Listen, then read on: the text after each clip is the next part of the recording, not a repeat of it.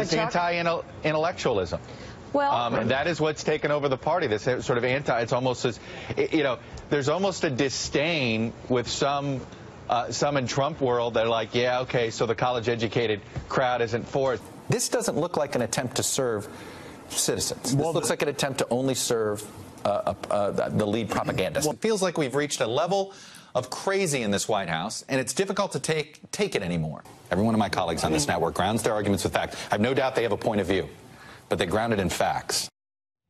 Well, that was NBC's so-called neutral, always objective anchor, Chuck Todd, taking shots at Trump over what? His supporters also over the past couple of years.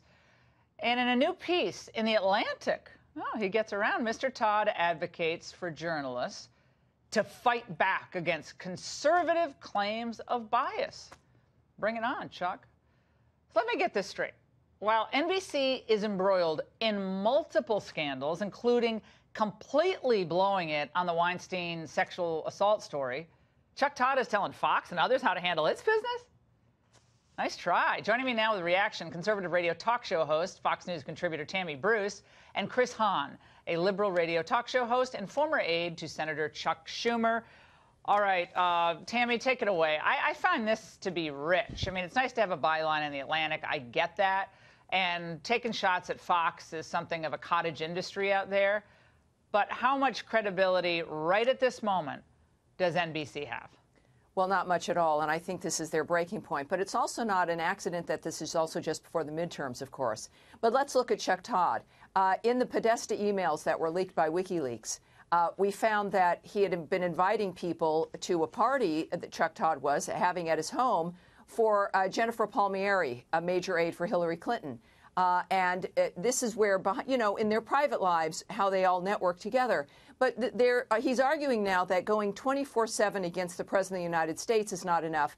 They now want to go 24/7 against Fox News. That's what he's advocating for, in the midst of wondering why no one trusts the legacy media. And it's because they're untrustworthy. You can actually see a Gallup poll tracks the trustworthiness that media enjoys. And when Fox News began in 1996, the trustworthy index went up. It went up for a number of years. But you can see when major events have occurred, that when the American trust mechanism, the quotient for the media, starts to go down on major events, like after September 11th and other dynamics. So you can just see, they can fight back. Chuck Todd says in this piece he wants to fight back.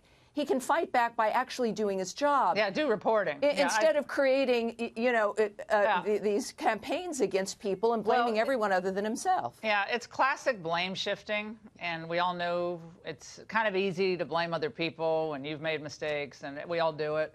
But this is now at the point where, Chris Hahn, I think they see that Fox, most nights, most of the time, is blowing the other networks out in the ratings. Not always, but we do pretty well.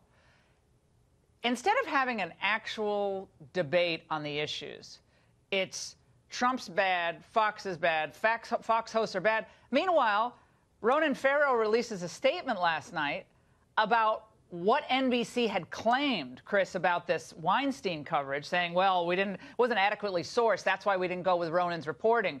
He says this last night. Executives there have now produced a memo that contains numerous false and misleading statements. So I'll say briefly, their list of sources is incomplete, omits women who were either identified in the NBC story or offered to be. The suggestion to take the story to another outlet was first raised by NBC, not me, and I took them up on it after it became clear that I was being blocked from further reporting. The story was twice cleared and deemed reportable by legal and standards, only to be blocked by executives who refused to allow us to seek comment from Harvey Weinstein. So covering up, it looks like, for a pal of the network or pal of the executives, and now lecturing Fox? Get out of town. Your reaction. Well, look, I mean, I think anyone who helps and assists somebody cover up the kind of behavior that Harvey Weinstein participated in, needs to be dealt with. I don't know that extends to Chuck Todd. He's allowed to have an opinion on other things that is separate from what the executive brass may have done to cover up some bad behavior. It happens all over the place. It happens there. And I will say this, though, about his article. I read it. I read every word of it. There are some things in it I agree with. There's some things I disagree with it. One thing is that there are rebuttals on Fox. I rebut at least 3 times a week on this network, and I think I do a pretty good job of it.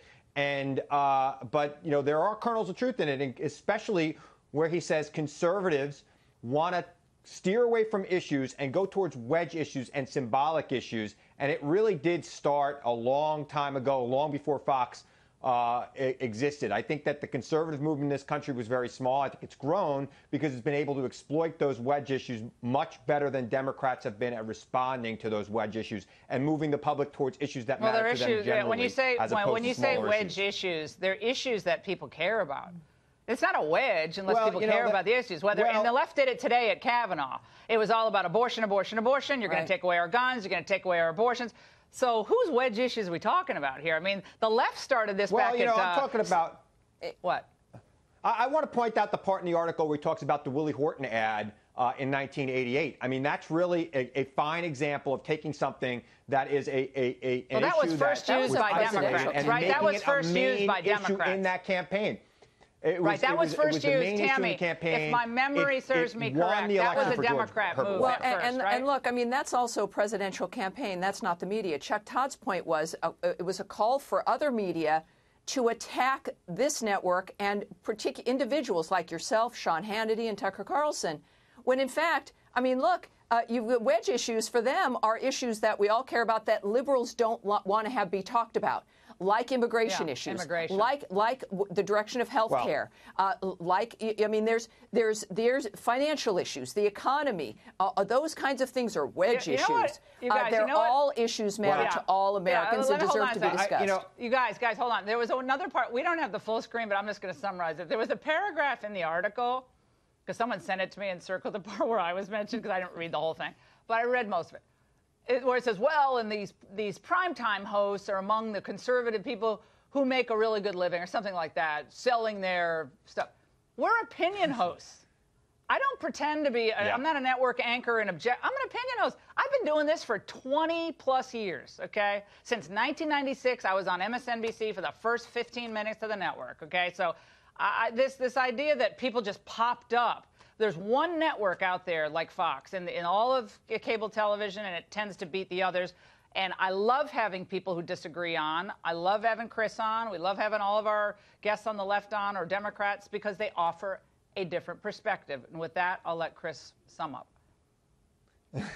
Look, I love giving a different perspective here. And I think it's very important to have both sides represented. I also think it's important for people to get their media, their news, from a lot of different places with a lot of different opinions. I've always watched Fox. I've always been progressive, but I've always watched Fox a portion of my media diet. So is because I think it's important for me to understand how the other side of the aisle thinks. And I think everybody should look at both sides of the aisle. Fair point. Tammy, Chris, thanks so much.